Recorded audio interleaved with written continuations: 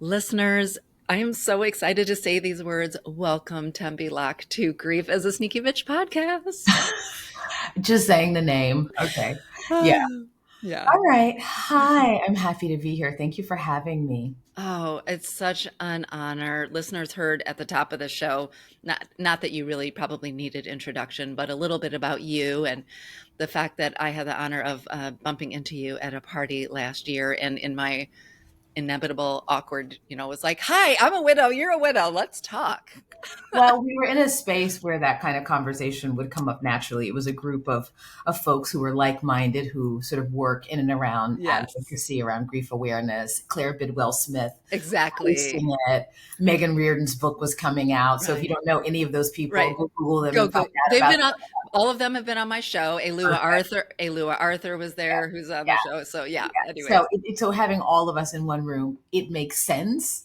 Yeah. It's not like we were at Starbucks and you came up to me and said that. We were, in a space where Yeah. everyone is thinking about and seeking Yeah. to amplify and expand people's awareness of this very human experience called This grief. exactly. This very human 100% of us. My favorite party opener, 100% of us will experience grief.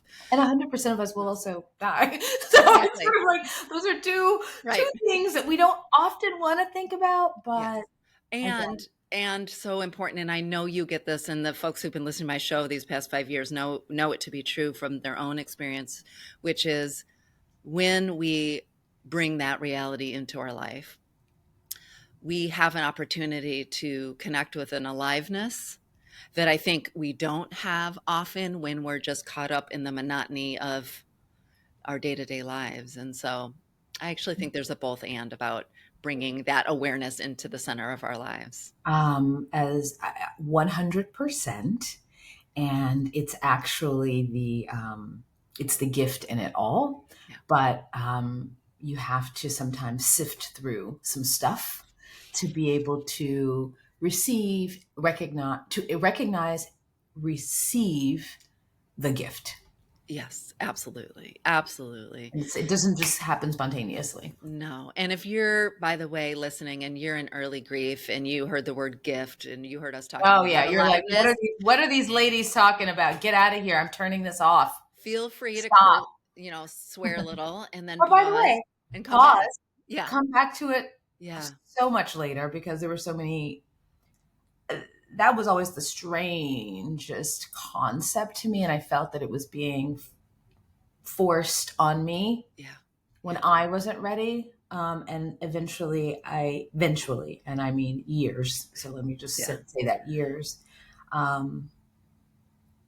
I was able to come back to that thinking and go, okay, so what was behind that? Because clearly those people have been through what I've been through. And if they're saying the words, there's Yeah. something there.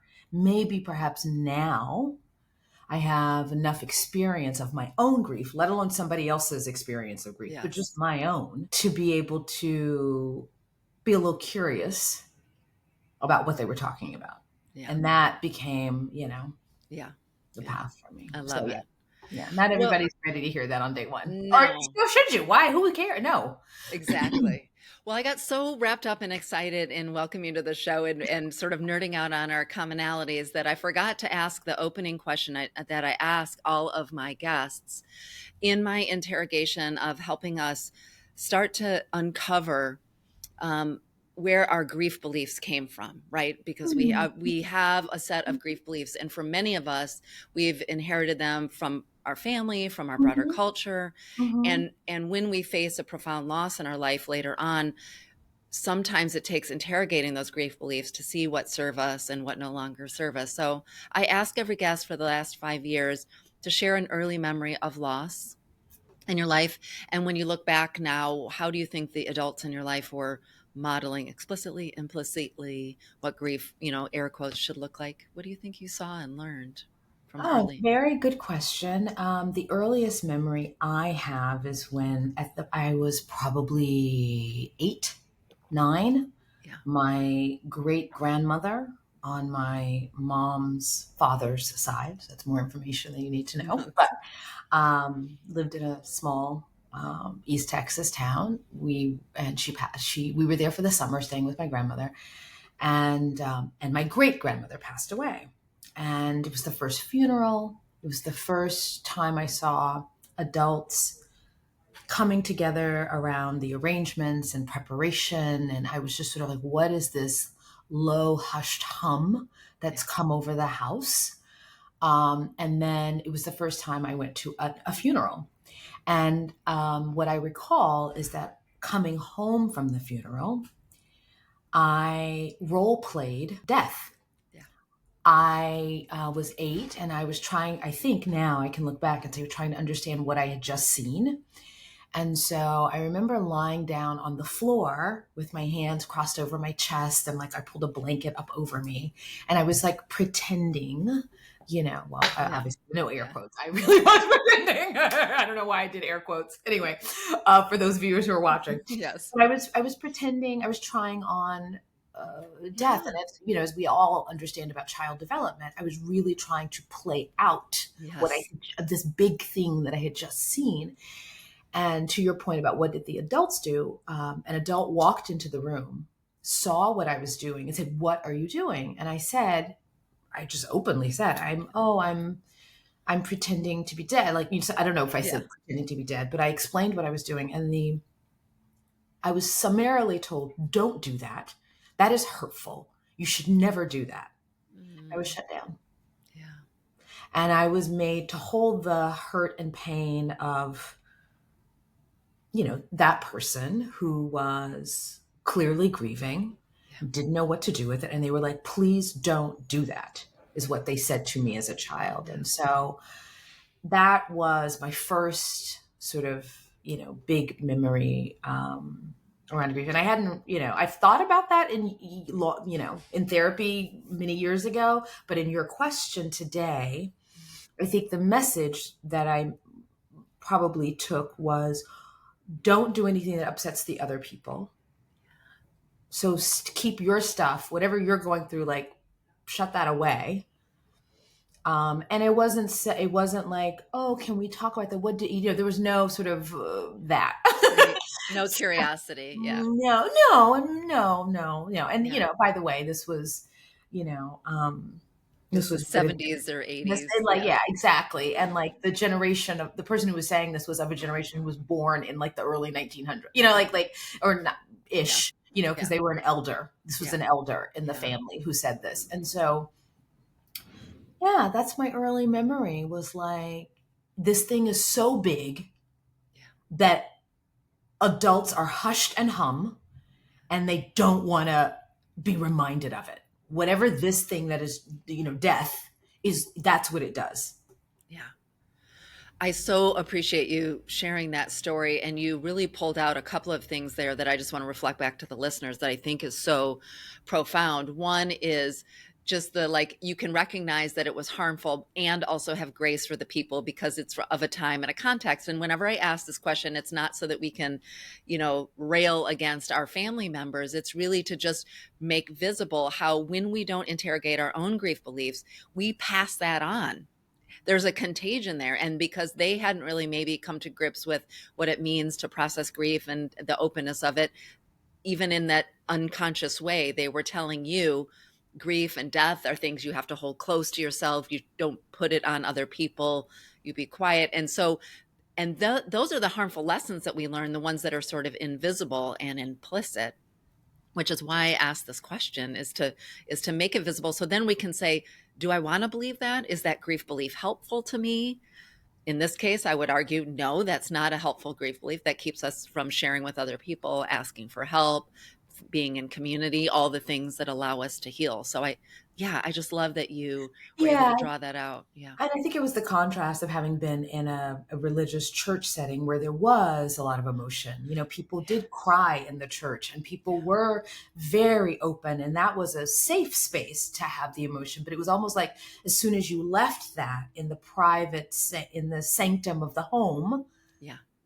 it's something different. And so I think I was just trying to sort of understand that as a child. And I think that's is indicative of kind of the way it unfolds in American culture, which is like, here's the window of time that you can grieve.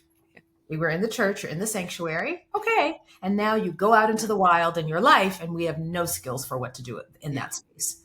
Yeah. I think that was really the message. And for me personally, and for those who know my book from scratch or maybe have seen the series, the book is really about the new paradigm of grief work that I learned by visiting a different culture as an adult and as a widow. And I learned a different way of being with grief that was both not of my family of origin, not American. I was Yes. in Sicily. It's an older culture. They handle death very differently. And the messaging I got there around grief was talk about it. It's open. We carry it with us when we pick up our bread at the baker and we walk home. Like, it is Yeah. very much a part of the culture. So that contrast is kind of how we're here talking today, because having had that contrast in my life is what allowed me to both step into and process my own loss, but then eventually be able to even write about it. Yeah. Yeah. Well, I'm glad that you brought that through, and I'm trying to be mindful of maybe a lot of people, I hope, have read from scratch or have seen the beautiful, profound series that it turned into on Netflix. If you haven't, no, Saldana. Saldana, yeah, Saldana. portrayed you, which, I mean, that probably wasn't too bad of a news to get to find out that she was Let going me to, tell you. yeah, Let me she was tell going to you. portray He you. is phenomenal. But I wondered whether, because as I was preparing, and just since we've gotten to meet each other in person, I've been thinking, I mentioned this, you became a widow at, I think, 41. It was around the Mhm. same age I did. It was in 2012. Your husband, Saro, right? I Mhm. get confused because then in the series they Louise is changed the Lita. We name, can't and say. then I Yeah, got a no, little I confused. understand. Yes. Um, was diagnosed with cancer and lived with cancer for A decade. a decade, right? And so I often invite people to share just a little bit about the story of their loss and the lessons that they learned. Yours, of course, is now a much more public. And one of the things I like to do, and even though you got to share him in the series, is not just talk about Saro's death and what that meant to you and the impact on your daughter, but his life. Of Who course. was he? What did he bring, even all these years later, more than a decade, since his death, right? 12 years since his death. What do you want him to know? What do you bring with you on a day-to-day basis about him? Well, first of all, I love the question. I thank you for the question. I Yeah. think one of the things that is so hard in early loss, something that 12 years ago, 10 years ago, 9 years ago, 8 years ago, I would not have been able, it was harder Yeah. to access or be able to talk about the fullness of his life, because I was still trying to process his passing. And so, you know, um, I would often tell the story as I was trying to process his death. And over years, I've been able to make space for the big life, because, if you just simply look at a timeline, he had Yeah. more time alive Yes. than in Exactly. the window of time that was his passing. And it Yeah. doesn't negate everything that happened before that. Yeah. And a part of my grief journey was being able to reorient myself to hold also the truth, the depth, the breadth, the joy, the light, the vibrancy of his entire life. Yeah. That's why I asked the question. And so That's I why I love asked the the question. question. So Yeah. I'll answer it by Yeah. simply saying, um, he was funny and giving and loving and incredibly curious, generous with people. He was the kind of person who, well, I'll say this: at his memorial service, there were people who'd met him once who came to his memorial service. He was that kind of person, Yeah. and who were just like, "Oh my God, he made such an impact," or "He asked me something that no one else had ever asked me," And some of it is because. Having been born in Italy and Sicily and migrated, come to America in his 30s, with me, English as his second language. He spoke many languages, but second language. He was often just so curious about Americans and like, tell me, Yes. like, how did that come to be, and how did you? And I loved that about him, and it imprinted me. Yeah. His generosity, his curiosity, his also just love for the fundamental, simple joys of life. He left nothing unnoticed, Mm. and that attention to detail is something that he often would like, hey, Tembi, you're over there thinking about this. Did you notice this? Can you pivot over here and see this? So a lot of time after he passed, I was trying to get back to that. I was trying to notice, not pass the street in spring in LA and see the poppies, the California Yeah. poppies pop up and not see them. Yeah. Yeah. And a part of my grief journey and a part of my reawakening to life was I thought, well, let me try to see the world the way he saw it. And maybe that'll bring me closer to him. And so I tried to like notice the poppies Yeah. and not just move through my life, like, going to the grocery store, picking up my kid, but like notice the things. And that became a kind of conversation that I could have not only with my own life force, with his life force, but with the present. Yeah. Yeah. That's so beautiful. Thank you for doing two things there. One, naming, I think for a lot of folks who are listening might have that same feeling, which is there was a time when their death looms and their absence looms so large that it feels nearly impossible to call into mind the totality of your experience with them. And so there is no judgment about when or how that happens for you. And I sometimes ask that question of people I work with, and they're not ready, and that's okay. I just want to model for the grief supporters out there: say their name, ask the question, share the story of their life, not just the death. Help facilitate that healing journey, right? Yeah. And, again, everything I say with you today is only through my Yes, one of lived course. experience. And it is can only be specific to me and to my relationship with him. Yeah. My grief of someone else will look completely different. It'll have similar hallmarks, of Yeah. course, but it will look different because that's a different relationship. So there's nothing there are things that are universal, but everything is very specific. So I always like to say that, Yes. because I understand that I have a book and a series out there and people may be looking toward me. And so I always just want to offer the caveat that I am not a licensed grief therapist. I am one widow, one mom, one wife, one friend, lover, who is just kind of telling my story. But I will say that I had someone, you talked about the grief supporters Yeah. in the lives of those who are grieving. I had one dear friend who initially I kind of, I'm not going to say her name, but kind of when we would talk early on, maybe she waited about a year, maybe 18 months, but she would always say, I would tell the story of his passing, and she would say to me, can you tell me one thing about when you first met?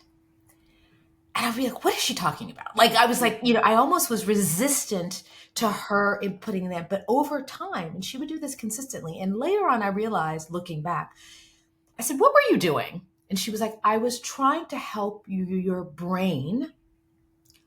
She said, every time you would share a story of the trauma of the passing, the trauma of his loss,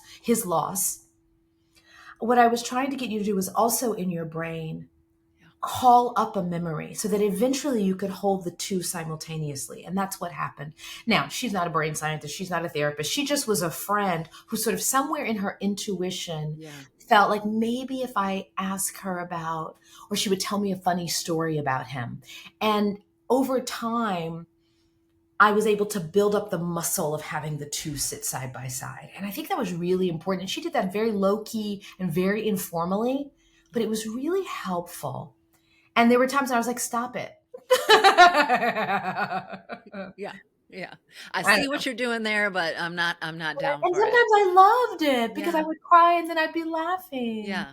And that's another thing to the grief supporter. You're not always going to get it right. Try, Try. listen, follow the lead, try again, show up, show up and keep showing up. That's really the thing. It's not about the getting it right. It's about being in relationship with you're the griever in your Yes. life. Yeah. Yeah. And I love that the metaphor that you just brought up. I've been using it a lot lately around building the muscle.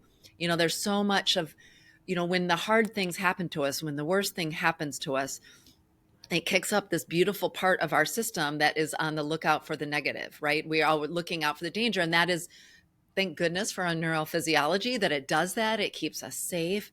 But that's a muscle that is flexed and used so often. And when we are in the depths of our hard thing, it takes real bringing intention to our attention and really working those other muscles of maybe uh, joy or delight, or expanding the window of our story to include all of our lives. And that is a repetitive muscle that we have to build. And one of the ways I think you are reminding me right now of something I'd forgotten that I did in the first year Yeah. outside of past. Someone gave me a book that was a 365. It was every day of the year, Yeah. and it had a quote and a meditation on grief. And what I committed to doing, because I knew I was in a vast unknown and I knew I was so reduced and broken and hurt and I could barely rally to do anything, that I committed to, and I was so searching for any message, sign, something of people who'd done this, that I committed to reading the quote and the meditation each morning. I just said, if I give myself that before I get out of bed, that's what I'll do before I brush my teeth and see what else I'm capable of in a Yeah. single day, right? Yeah. And what I found over the course of that year was that throughout my day, having read that at the beginning, 4 o'clock in the afternoon, when I was like, I got to go to bed because I'm just done, Yeah. some piece of that quote, that sense of you can get through this, there is going to, it would resurface, come wash over me, and I would just hold it very closely. And I think over the course of the year and years, Yeah. that was a part of that muscle building. It was Yeah. it was telling myself there is some way out. I don't know what it is, Yeah. but by doing this micro practice, one micro thing, reading a quote about grief Yeah. before I get out of bed. That's it. It's all I'm capable of. I don't have to do nothing else. and hopefully all of that will add up to something. Yeah. And so I'd forgotten about that, but I feel like that was pivotal in that muscle building that you're talking about. If nothing else, it was telling me, oh, I need to be attuned to this big process that I'm in. If nothing else, because no one else may talk to me about my grief all day. Right. Right. But at least I had my, 5 minutes with my quote that morning. I love that so much. I love the dailiness of it. I love the simplicity of it, the smallness. I think sometimes we think we have to do some big thing, and there are some big things we can do to help us, rituals and seeing therapy or going to groups, but And I did sometimes, all those things. right, exactly, right. And sometimes it's the small little things. And it's also something, we talk often about the fact that one of the reasons we struggle so much in the wake of loss is that something happened to us that we had no control to change. And so to find little places in our lives where we can have agency over Mhm. our own life, even if it's deciding that I'm going to get up and read this one quote and do this one meditation, that starts to, again, build a muscle or build a reassurance to ourselves that we have some agency, we have some capacity to be present to our own lives in a way. For me as a young widow, that was one of the overwhelming things, was the sense of the sheer vulnerability of being Yes. in the world. And I was a mom to a young child. I was the sole bread earner. I was trying to hold on to my house. I was trying to get her, literally fed and out the door to school, but also attuned to her emotional life. I was and I felt like everything felt like just another big wave hitting me. And I felt my capacity to handle all of it on top of everything else just felt really, really, really hard. And that powerlessness to, everything rolling. I mean, literally something like, I remember one day I was reduced to tears because the city of Los Angeles was coming. They were doing tree trimming on our street, which they Yeah. do probably once every 75 years. I don't know. Right. And I just was like watching the tree, Yeah. and the guys with the saws cut it. And I just like, I don't want you to cut the tree. But I was powerless. I couldn't stop the Yeah. city from cutting Yeah. the tree, But like that became like, oh, here's another thing Yeah. that's happening that I have no say in, that is like right here in front of me. It looks painful to the tree, and it's, so that's just like, maybe in my life, had I not been a grieving widow caring for Yes. a small child and all the things, I would have been like, oh, they're cutting the tree. Yeah. Okay. Exactly. But Yeah. it felt big. I so appreciate you walking us through that narrative, and the listener might have a different story, although I really related but I think we all have a similar story, which is we are overwhelmed by the loss, and then the newness of our lives, and the weight and the gravity and the effort to do everything similar. We were similar ages, and we had young children, actually both adoptive daughters, and just the basics of life feel like so much, and it can feel so like, do I even know how to do this? Do I know how to feed my daughter and get them out of school, let alone do I have the energy? Of course, we have grief brain. We understand but now more about what's happening to our brain.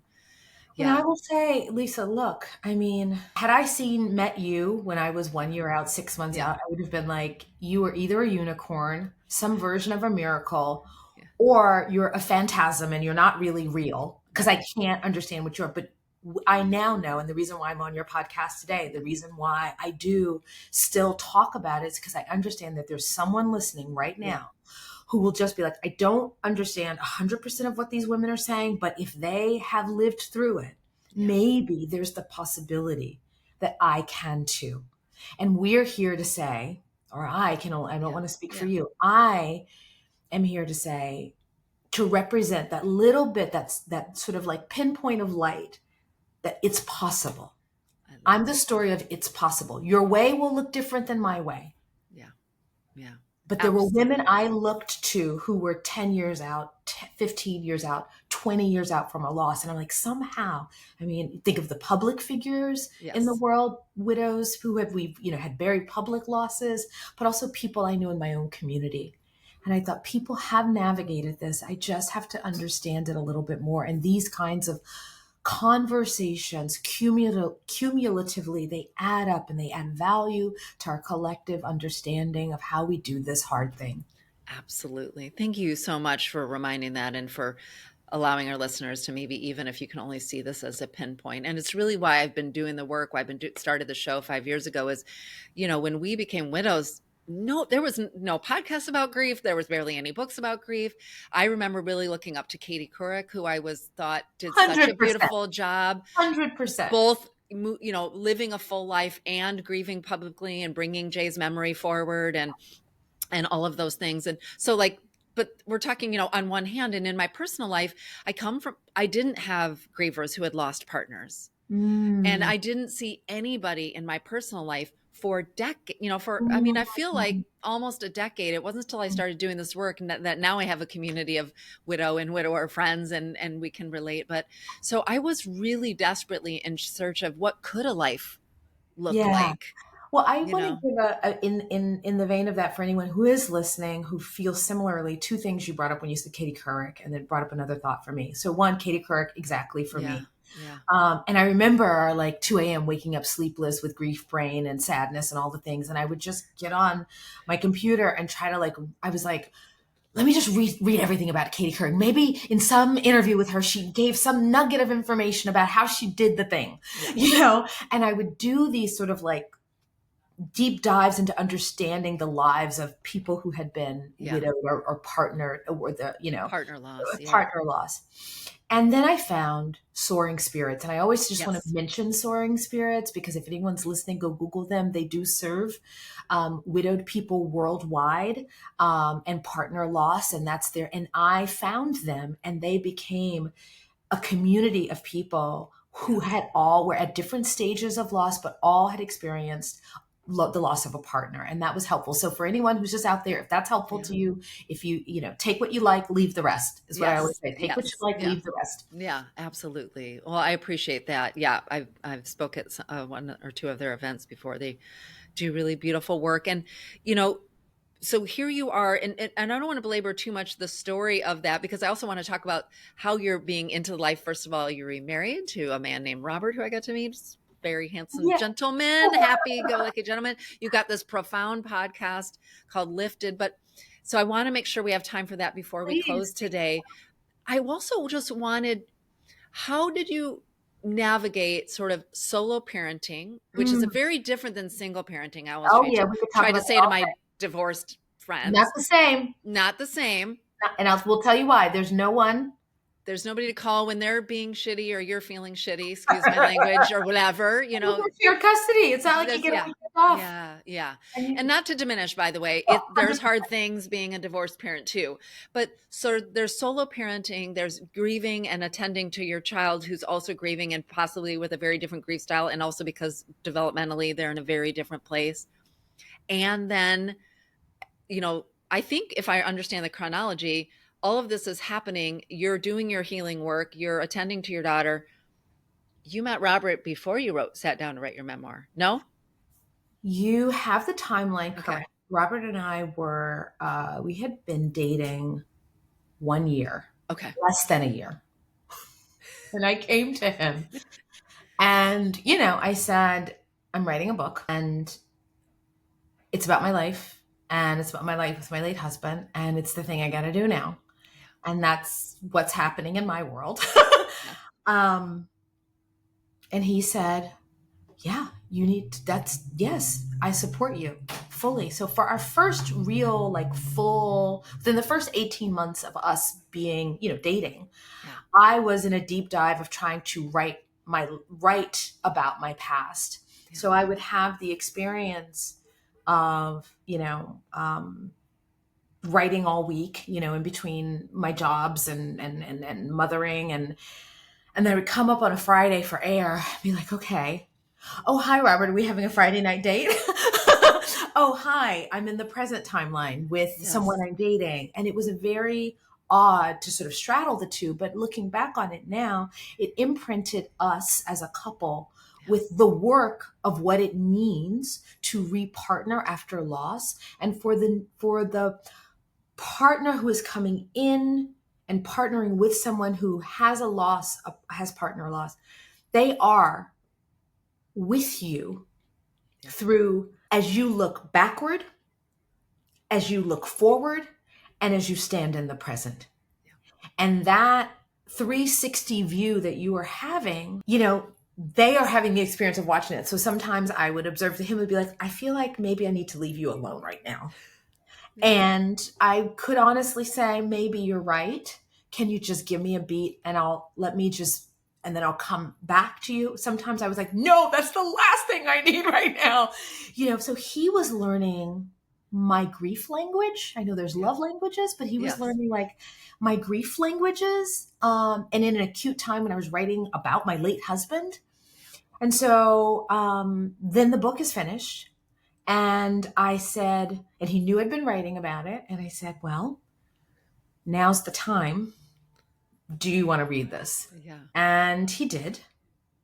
And he took a weekend away and he read the manuscript.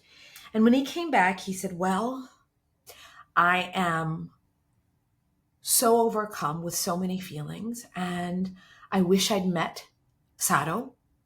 Mm-hmm. And now I have an understanding of even more of how your heart works. So for me, what looked like a very scary thing, inviting this person that I was, and we were not engaged. We were literally dating and finding our way, in a new kind of relationship. We were holding a lot, but I'll say that I when people ask me about it, as you have today, I say that if you want to repartner, and some people never want to repartner, which is 100% fine. But if you do, look for that person who can hold the ups and downs with you. And if you are partnering with someone, I hold all of Robert's past, present as well. Yeah. That's works the thing. I'm 52, almost 53, but anybody I'm dating has a lifetime behind them. I do think there is some uniqueness, to death loss and that sort of thing that we can bring with us. But I love the idea that to be open to a new love requires both you and that partner to have enough stability in their own ego and capacity to be able to gaze past, present, and future for both of your lives and to understand the uniqueness of the grieving heart. By the way, also gave him books on grief, gave him books on childhood grief. I was like, go learn up, go, read up. Because just as I had to read up when I was grieving, we can't assume that this person knows all these things. And sometimes I would be having a grief episode where I was too tired and hurt to explain Yes.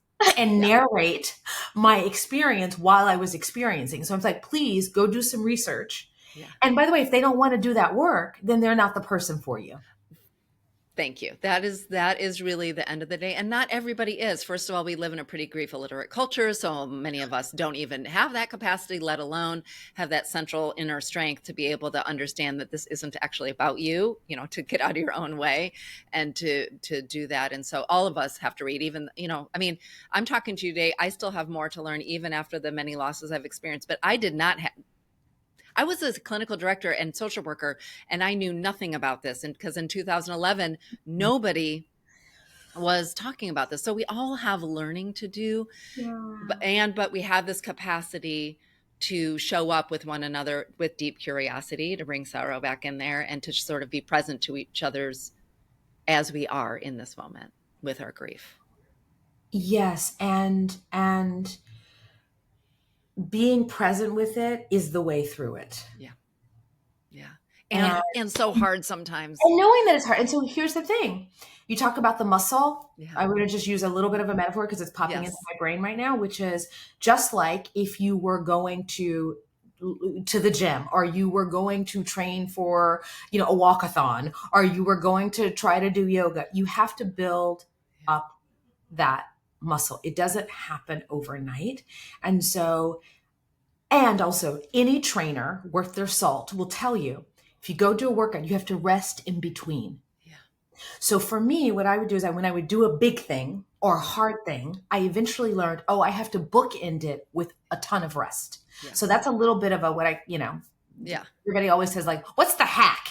Yeah. I don't know that there's grief hacks, quite frankly. Yeah. I don't think you're going to hack grief. Yeah. But what I will say is one little micro tool that was helpful to me was I would know, if it's the anniversary of something that is meaningful to me and Sato, his birthday, our anniversary, or it's my daughter's, a graduation, or it's Mother's Day, or it's Father's Day, the day after, I really buffer and blanket myself with some grace, some quiet, some rest, because I've done a big thing the day before. And I would literally, eventually, I kind of calendared that for myself. Yeah. So I was building in the rest so that I could go on to the next thing.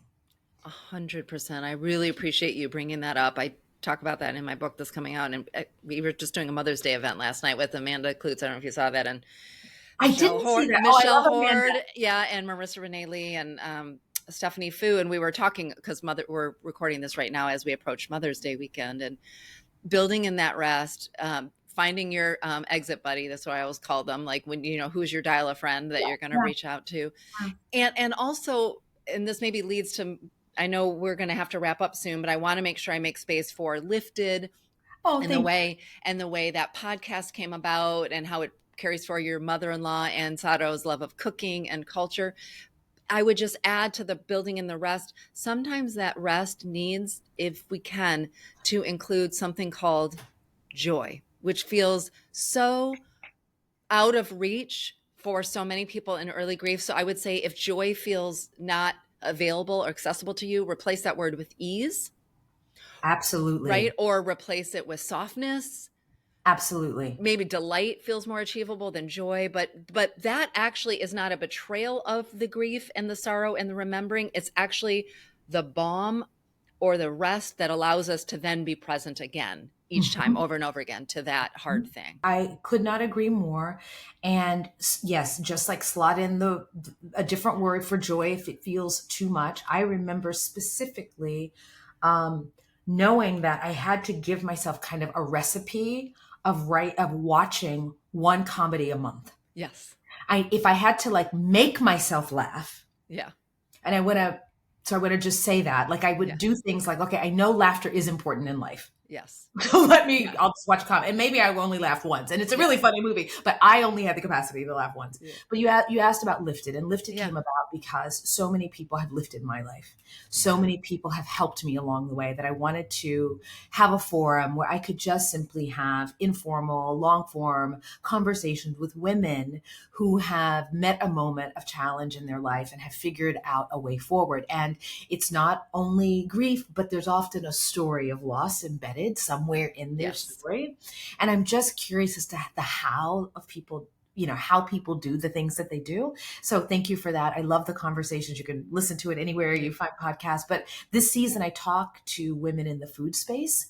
And I talk to them because one, my late husband was a chef. Yes. My mother-in-law, who's also passed away, who I grieve all the time, was very interested in food. And I would think one of the things the two taught me, both my mother-in-law and my late husband, Sato, that I will share with you. You talk about when we feel so, so sad. I'm going to use a cooking metaphor. Please. If I am cooking and I cook only with salt and I don't allow any other flavor to enter into the palate, it's going to be indigestible. And I began to think about my life in that way when I was grieving. Okay, the grief is so present, it's like I'm only cooking with salt. And I thought, well, Tembi, that's where you are. That's your starting point. Yeah. And eventually, what I hoped to be able to do was to hold the salt in the dish, as well as a little bit of sugar and maybe some oregano and some garlic and some onion and all the things. But I wanted to get back to a place where my life didn't feel like an over salted dish. And anyone who's read my book will understand why I love a cooking metaphor and all the things. Yes. But it was really like a simple way for me to understand that something had entered, a big experience had entered into my life, and it was overshadowed, but it's where I was. It was my starting point. Yeah. And I love what I write about in the book is like, can I find my way to where I can taste all the flavors of life again? Mm-hmm. And that became the curiosity that led to the book and all the things. And so, for those who understand cooking and like that kind of metaphor, I just want to share that you can really have, we are here to say, Amanda Klutz is here to say, Marissa Lee, Claire Bidwell Smith, Allure Arthur, like there is the possibility that you can kind of taste everything again. It's possible. Yeah. Well, that is a beautiful way to close out this conversation. I have a feeling this is not going to be the last of the conversations that we have. Tembi Locke, thank you so much for joining me on Grief as a Sneaky Bitch today. Just, you're a complete delight. Such an honor. Thank you for making space. And yes, I hope we can have this conversation again. This is just the beginning. Thank you.